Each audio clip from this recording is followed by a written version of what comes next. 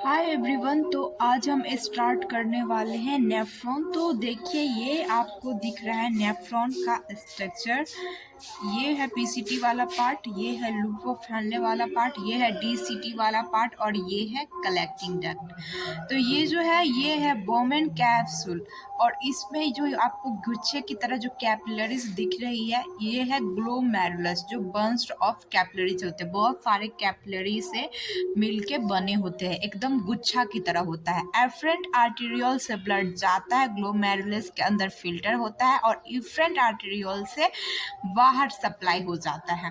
तो ये आपको जो बोमेन कैप्सूल दिख रही है और इसके नीचे है ये पीसीटी वाला पार्ट। ये है पीसीटी, ये है descending limb.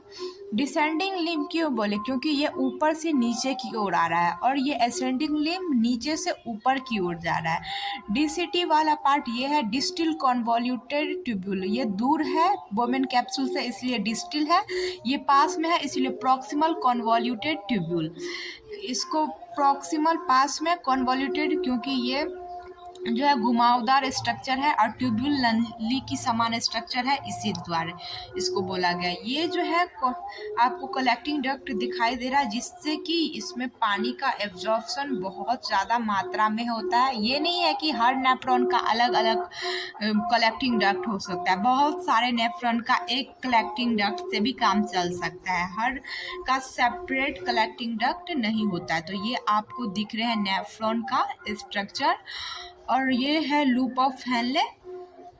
Loop of Henle क्यों बोले? क्योंकि ये पिन की स्ट्रक्चर की दिख रही है, लूप की जैसे यू स्ट्रक्चर की दिख रही है, इसलिए बोला जाता है। और हैनले ने इसकी डिस्कवरी की थी, इसलिए लूप ऑफ हैनले बोला जाता है। रीनल ट्यूब्यूल में प्रॉक्सिमल कॉन्वोल्यूटेड ट्यूब्यूल, और रीनल ट्यूब्यूल जो है किसको बोला जाता है? इसी को प्रॉक्सिमल कॉन्वोल्यूटेड, हैनले लूप और डिस्टल कॉन्वोल्यूटेड ट्यूब्यूल को तीनों को मिला के रीनल ट्यूब्यूल कहा जाता है। प्रोसेस ऑफ एक्सक्रेशन हम अगर देखें तो अल्ट्रा फिल्ट्रेशन जो होता है वो फर्स्ट स्टेप होता है ब्लड क्लियरिंग का।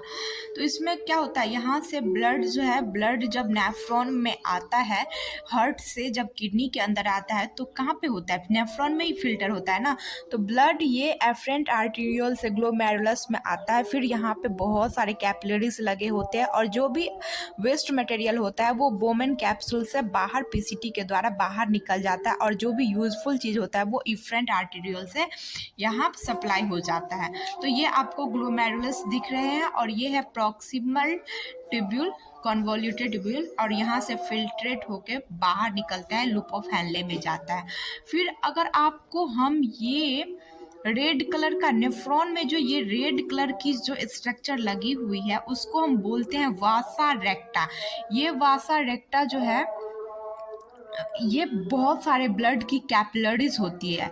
ये ऐसी है, इफ्रेंट से भी लगी होती है, इफ्रेंट से भी लगी होती है, और जो भी इस लूप ऑफ हैनले में या नेफ्रॉन में वेस्ट मटेरियल होता है सारा ब्लड कैपिलरीज को दे दिया जाता है, इस वासा रेक्टा को दे दिया जाता है। और जो भी अनयूजफुल चीज़ होती है इसमें, जो वेस्ट मटेरियल ब्लड कैपिलरीज में चले जाते हैं, उसको अगर इसमें मात्रा बढ़ जाए वेस्ट मटेरियल का तो वो फिर से लूप ऑफ हैनले को दे देगा। तो लार्ज अमाउंट में यहाँ पे वाटर का रीएब्जॉर्प्शन होता है, NaCl का होता है, ग्लूकोज का होता है, एमिनो एसिड का होता है, यूरिया का होता है, यूरिक एसिड का होता है, और डीसीटी वाले पार्ट में NaCl और H2O का होता है, और पीसीटी वाल में 70 to 80% रीएब्जॉर्प्शन होता है, सबसे ज़्यादा यहीं पे होता है। डीसीटी में NaCl और H2O का होता है। कलेक्टिंग डक्ट में सबसे ज़्यादा वाटर का रीएब्जॉर्प्शन होता है, क्योंकि बहुत सारे नेफ्रॉन का एक ही सिमिलर कलेक्टिंग डक्ट होता है, उसमें बहुत सारे जो है वाटर रहते हैं, बहुत सारे नेफ्रॉन्स के वाटर होते हैं, तो इसमें क्या है अपना वाटर का एब्जॉर्प्शन हो जाता है।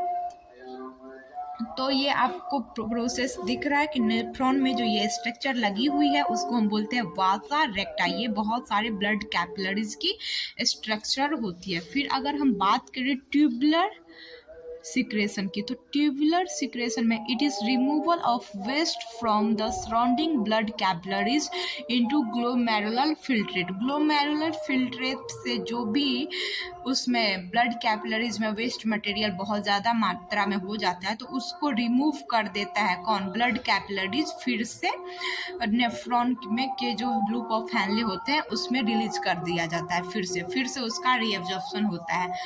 तो इसी को ट्यूबुलर सिक्रेशन बोला जाता है। पीसीटी में सॉल्ट का, ग्लूकोज का, एमिनो एसिड का और वाटर का रीएब्जॉर्प्शन होता है और लूप ऑफ हैनले में H2O का और NaCl का रीएब्जॉर्प्शन होता है। समझ गए बात को?